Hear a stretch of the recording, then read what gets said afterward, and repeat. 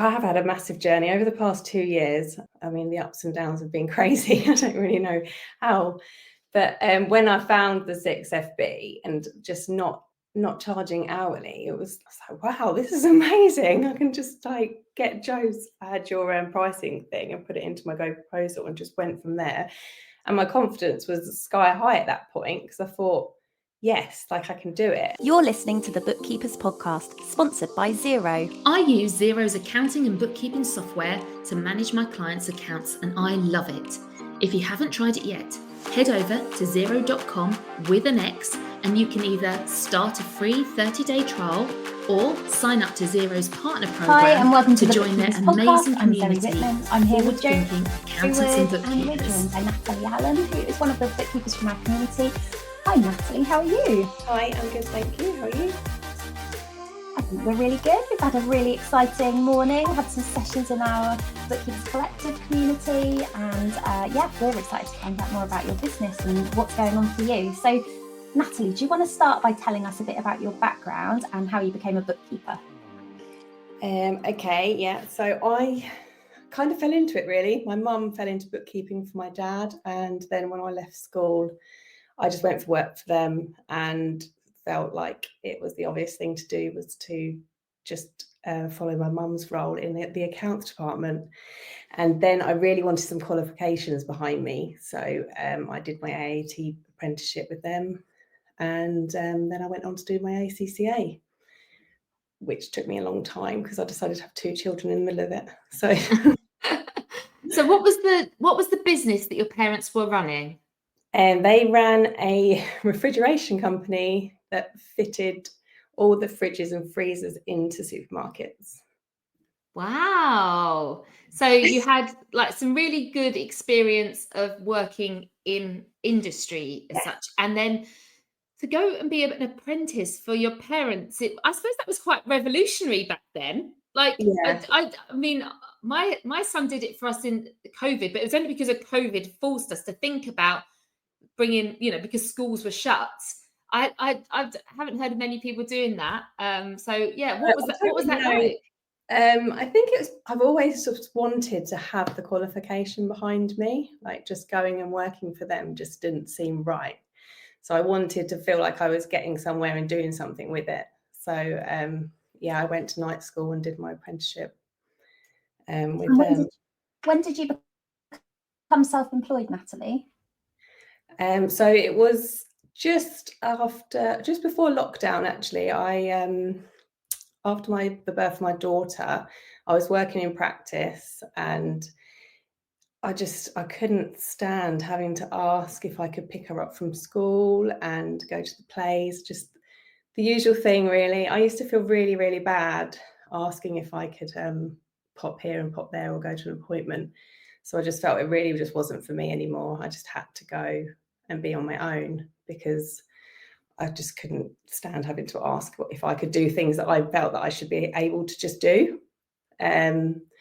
So just before lockdown, I left that job, and I didn't really work much in the first bit of COVID. And then after COVID, I decided that it was now or never. I had to make this work. You had your AAT and then ACCA. How and you went self-employed, so you had some practice experience. Did you get an ACCA practice license?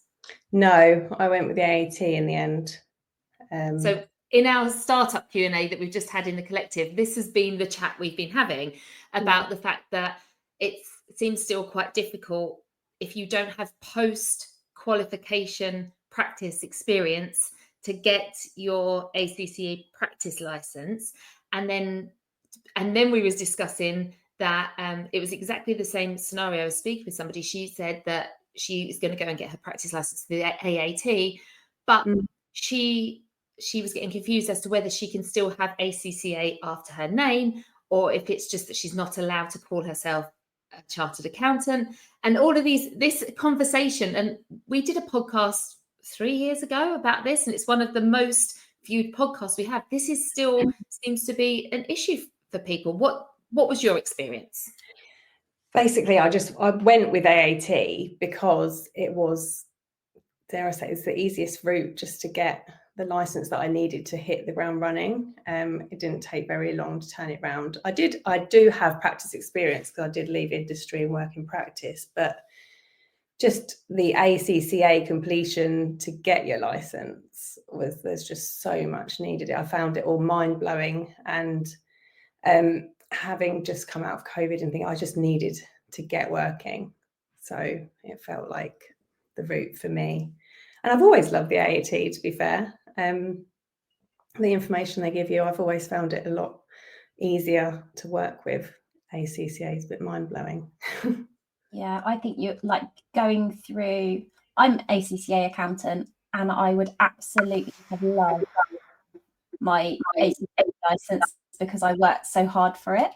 But at the same time, I think that there is a sort of procrastination. I'm not saying you're a procrastinator, Natalie, but I think sometimes we see it in our community where people go and take lots and lots of different qualifications because they feel like that will get them ready. And actually doing the work, it's what will get you ready. So you need to have the fastest route to a license, and you get the option to change in the future if you decide it. You could pursue getting an ACCA license now if you wanted to offer additional services, but actually for like a micro entity, you can probably do most of what you need to do anyway under an AAT license. Exactly. And exactly like what you just said, I really would love to have my ACCA back because I worked really hard for that, and just to feel like it's just sat there now. So yeah, I haven't written it off completely, but one day. So tell us about what you did to find clients right at the beginning, that bit after COVID. You're like, right, I just need a license. Did you have a client waiting for you, or what happened next? I used to do my brother's bookkeeping and a few family tax returns and things. So as soon as I decided, it just really escalated from there, from both my younger brother's in the trade. So all of his friends that he worked with, I now do like their accounts and things. So you could say I had quite a few waiting, and maybe up to 10. And then it just went from there, really, word of mouth. What does your business look like today? How many clients are you serving, and what are the services that you're offering them? Excuse me. So I'm got 30 clients at the moment, probably I think about 18 of them are monthly regular ones, and the rest of them are just like the tax returns.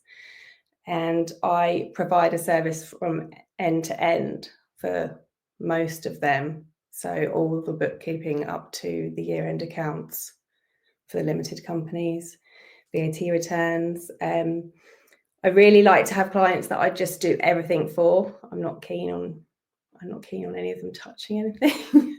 So I like to, have them all on zero, and for me to provide everything for them. And management accounts is something I'm really pushing for them to have. Interesting. So we have lots of conversations about this as well. And Jo in her practice always told like the full service, whether people took that or not, in terms of like management accounts, cash flow forecasting. And I think this is really vital, and probably the change we're going to see in the way bookkeeping and the industry is delivered in the future. Were the clients that come to you, that you said the 18 of them that have the full service, did they come to you expecting you to do everything? And if not, how did you sell them into a monthly fee? Because I think when you think of a tradie, you might think, they just want to get it done at the end of the year, and they're happy to give you like all the bits of paper from the van. So I'm just wondering, like, how did you have that conversation? I think mainly because they're VAT registered, a lot of those, actually all of the monthly regular ones are VAT registered. So it was sort of a case of, you have to give me this information more than once a year.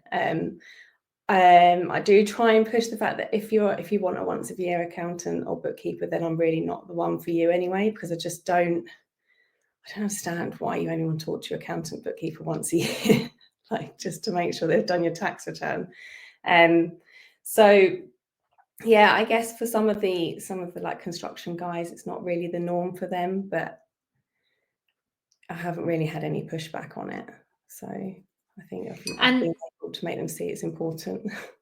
And that's really like good with the, MTD, the income tax is coming, April 26th, and you having that relationship with them where you're already training your clients to not be once a year clients will really help you with that. Are you looking forward to MTT for income tax coming? Will it affect your clients? Are they do they hit the markers for that?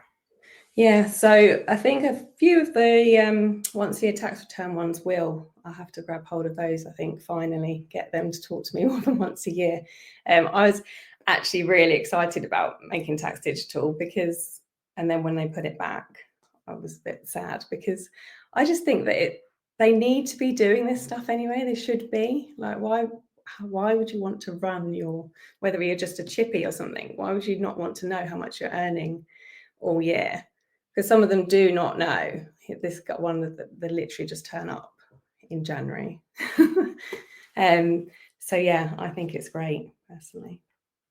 I suppose if you're just sat there waiting, if you're sat there waiting, hoping you've got the money to cover it, nice position to be in, like thinking like, it's all right, I've got loads of cash, I'll be fine. But actually, surely everyone wants to know that kind of information, and we've got to show people that we can get them prepared.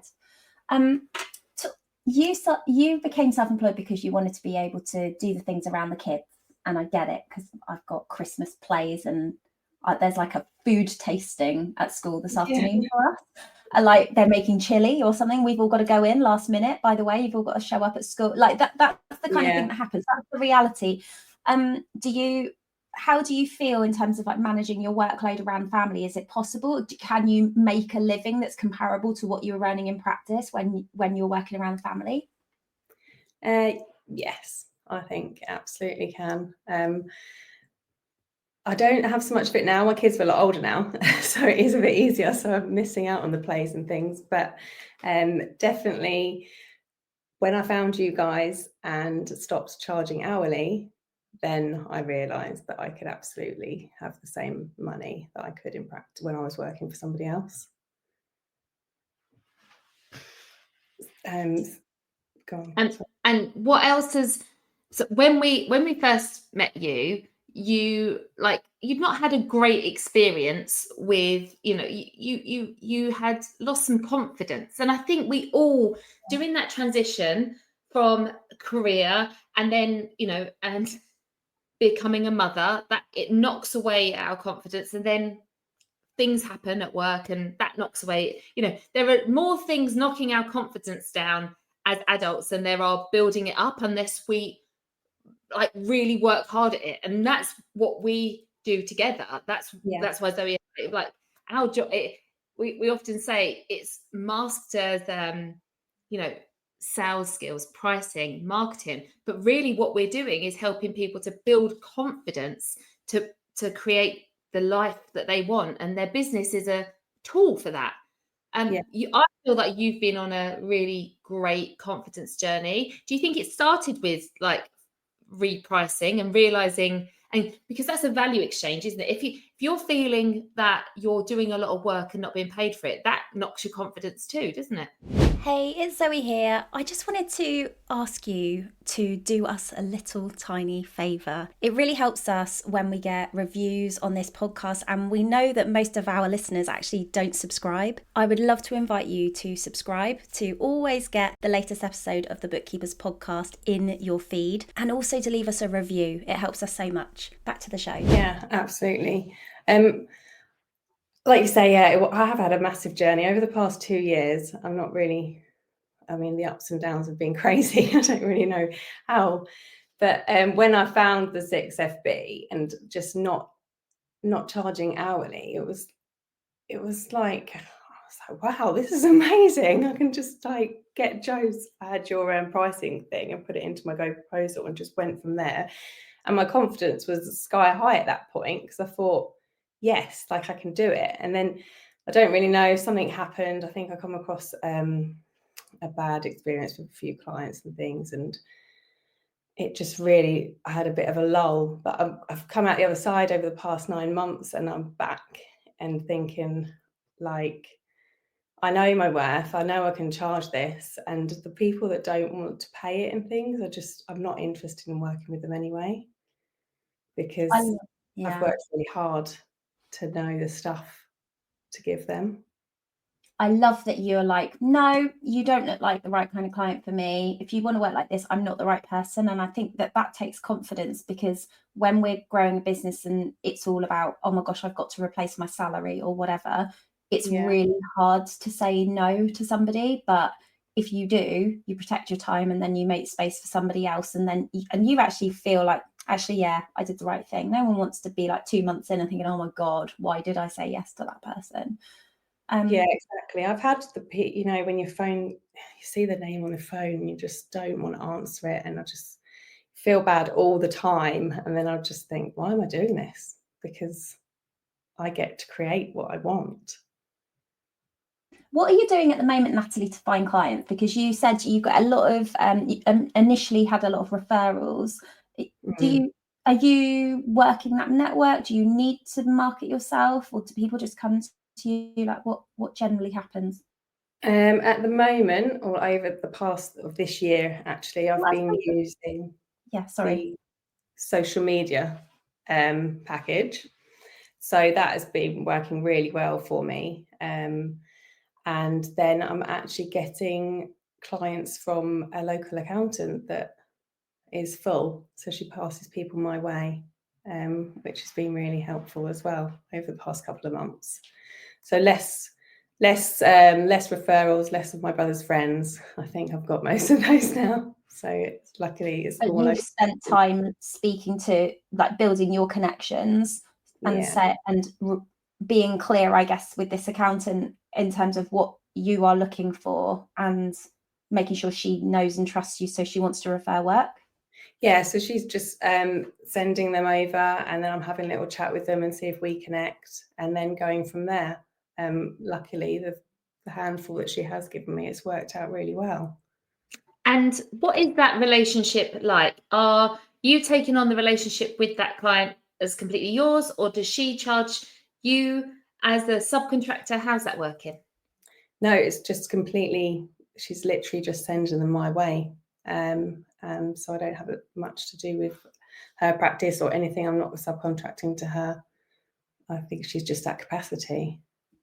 And is she completing the compliance, or is it 100% your client? 100% to me, yeah. And so for her, I'm trying to think, the win for her is that she's able to point someone in the right direction at the moment, and she's got a complete autonomy over who she decides to keep on for herself or who she passes over. So yeah, that's there are so many different ways that we can work with people. I was just running a session, and someone was saying, oh, I'm a management accountant and I've been a management accountant for years, but I've never done the bookkeeping. And then there was a bookkeeper saying, I know how to do the bookkeeping, but I don't know how to do the management account. And then they were like, shall we chat? Like, yes, this is it. And I think knowing that, and I think we've helped this, Zoe, we really have encouraged people to find others to that do the same thing and know that it can benefit, and it's not about treading on people's toes. And she's obviously happy with this relationship, and you're benefiting from this relationship. I've done quite a bit in the past where I would do the bookkeeping and pass the compliance back, and the accountant was thrilled that the bookkeeping was done to a standard. I mean, I used to do a full extended trial balance, and it was fully reconciled, and they'd be like, oh, this makes our job so much easier. So there can always be win-win in those kind of relationships. And I think we sometimes overlook always looking for brand new clients and businesses rather than people in our network that can be a great resource and refer us lots of work. Yeah, it's getting to know people around here, and we're not in competition with each other. It's like a form of collaboration, I guess. But I think there's no need to fear the rest of the accountants in the town, because we can all do it. How would you, if you were looking for another accountant like that to be able to refer work to you, what would your steps be to making that kind of relationship? Like, just thinking someone listening to this thinking that actually could work well for me. I wonder what would you do another time? I think I would just reach out, to be honest, because I've got nothing to lose. Or she was only going to say no, or she won't pass them my way if she doesn't want to. So if you're at a networking event or something, and there is other accountants there, because let's face it, there is a lot of them at networking events, just have a chat with them and build a relationship. That's what I would do.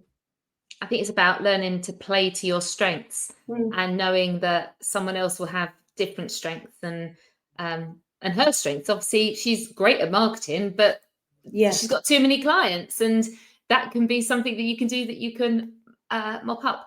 What does the next, what are your goals? What are you looking for to achieve in 2025? In 2025, I would really like to push the cash flow side of things. That's my plan. Get a couple more clients on my highest standard service, and really help people with cash flow, because I think it's really needed.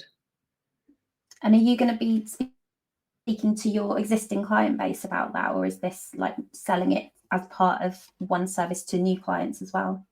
Absolutely, will be to my client base initially, because it's something that I do feel they could benefit from, and I'm not sure they actually know that I do it or can do it. So okay, that's first. Actually, I'm pretty sure they don't know. And maybe they don't know what that actually means. Like, why do they need that? So are you going to approach that from like an education, like, here's something that could help you? Yeah, exactly. And I was thinking the other day, there's so many conversations I've had over the past couple of months, even maybe about profit and cash flow. Like, they just really don't understand the difference. So I'm going to tune into that, I think, in the new year, and really push that learning for them. Thinking about the clients that you have already, I wonder if there is some kind of workshop or masterclass you could run with an education piece, but that could be recorded, and then you could follow up and send, so that you're leveraging your time to teach them all, which could be very much like, this is the difference between profit and cash.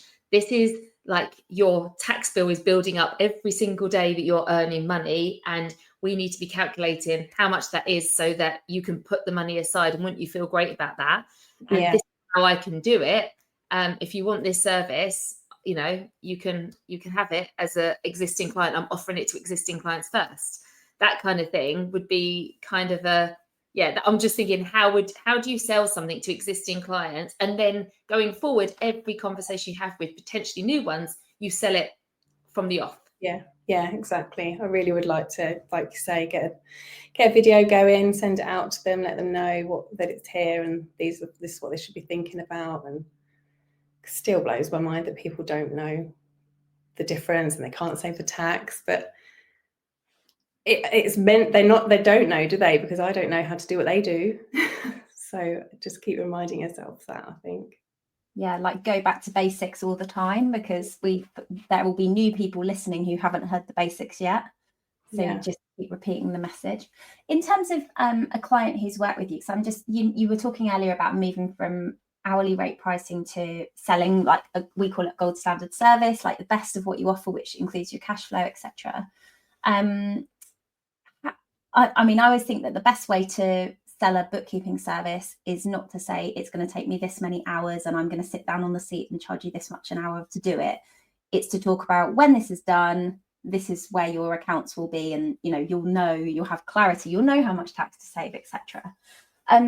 When you've worked with clients, what kind of outcomes, because like, this is about outcomes, selling outcomes rather than selling the features of the bookkeeping service, what kind of outcomes, what value have you given the clients that you've worked with? What kind of wins could, for a bookkeeper listening to this, who's thinking, I don't know what my value is, I don't know how to move from hourly rate pricing to a fixed fee, what are the things that you draw on when you remind yourself, like, actually I am worth it and I make a difference to my client? I think I guess a lot of my value, I feel, would come from like the zero, like tidying zero up and letting them get in there and have a look at it and see that they can see, how much they've made or what their sales were and the profit. And just being organised, that they don't need to keep giving me those bags of receipts because they've got it all in the app, and they can put it into Apron and things. So yeah, just I feel like what I give is them, they're being organised, and it's just peace of mind that it's all under control. Because finances and all the bookkeeping does scare them. It really does. Do you feel that you're that person that they can, it sounds like you like hold their hands, you sort things out, you tidy it up. It's a bit like very much being a parent, isn't it? It's like, I'm going to sort this out. Don't worry. When you come back, I'll make you a nice cup of tea. You have some dinner and you'll be fine. Okay. and that's the thing we need to sell to clients, but it's a hard thing because it's like intangible. And I think that's where lots of bookkeepers go wrong by saying, I'll do your bank rec. And it's like, well, what does that mean? What does that mean to my life? And it sounds that, you care a lot, and actually someone else caring about your finances is like really massive, isn't it? Like actually caring and taking time and saying, I'm going to help you out with this. I think there's a lot of, because like you said, they don't understand it. There's a lot of fear that someone's going to, they experience the same that we do with the imposter syndrome, and someone's going to catch me out. I shouldn't be a business owner. How dare I run a business when I don't understand this stuff? So I think being that person that's just like, it's okay, I'm going to sort it out for you, and I'm going to give you this clarity, and you're going to be able to see it. That is just so impactful. Yeah, absolutely. I think we've all been there, like where, I don't know, you've got a few bills to pay, you don't know where it's coming from, or you have no idea how much that tax bill is going to be, the VAT, all these things, just keeping it up to date. And I really like to keep them informed and let them know. I send them little snapshots at the end of every quarter of how things are, as I just try to think about what I would like to know if I didn't have a clue. Like I always like to think of my best client as an electrician, and I have no idea how to do what he does, and he has no idea how to do what I do, so I just talk to him like he has no idea. Yeah, that's it, isn't it? It's like if I was in your position, I would want to know this. So let me show you that, and then if you've got more questions, I'm going to learn from you what else you need, or if there's something here that actually that you do know and you don't need that. But it's a conversation. That's where advisory, that's the crossover into advisory, isn't it? That conversation. Yeah, absolutely. I'm just keeping them all informed, I think. It's the best I can do above the bank rec. Like when the bank rec's done, I mean, that's really exciting, but telling them is great as well. I've loved learning more about your business, Natalie. I wonder if you can tell us about how people can connect with you and find out more about what you're doing. You can find me on Instagram, Facebook, and LinkedIn is up and coming. So, yeah. Lovely, thank you. Thank you so much, and thanks everyone who's tuned in today. We will see you next week for another episode of the Bookkeepers Podcast. Take care. Bye. Bye. Thanks for joining us for the Bookkeepers Podcast. Why not join us in the Six Figure Bookkeepers Club at sixfigurebookkeeper.club, or visit our website sixfigurebookkeeper.com.